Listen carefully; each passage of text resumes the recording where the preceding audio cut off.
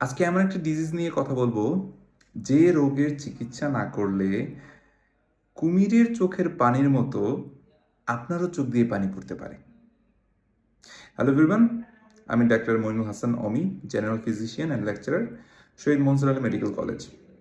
ধরুন রোগী এসে আপনাকে বলছে যে চেহারার এক পাশে তার দুর্বলতা রয়েছে, চেহারার এক পাশের চোখ সে খুলতে পারছে না বা বন্ধ করলে পুরোপুরি বন্ধ হচ্ছে না, চেহারার এক পাশের আইব্রো সে উপরে তুলতে পারছে না, হাসলে চেহারার এক পাশের সে হাসতে পারছে না।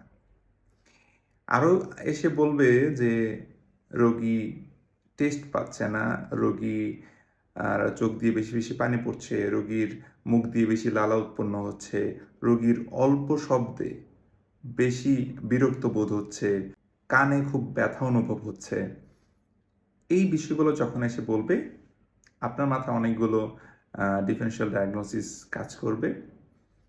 কিছু ডায়াগনোসিস হচ্ছে এটি স্ট্রোক হতে পারে, এটি বেলস পালসি হতে পারে, এটি রামজে হান সিনড্রোম হতে পারে, এটি জিবিএসও হতে পারে।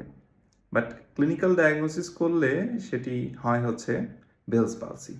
তো বেলস পালসি ক্লিনিক্যালি আমরা ডায়াগনোসিস করি এই সাইন সিমটমগুলো দেখে। আর বেলস পালসি ট্রিটমেন্ট খুবই সোজা।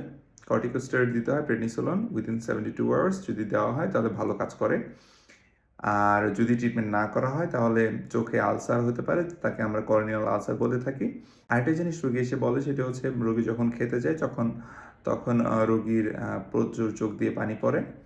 তাকে আমরা বলি হচ্ছে ক্রোকোডাইল টিয়ার সিনড্রোম বা কুমিরের চোখের পানির মতো চোখ দিয়ে পানি পড়া। এটাই আজকের ইন্টারেস্টিং কেস।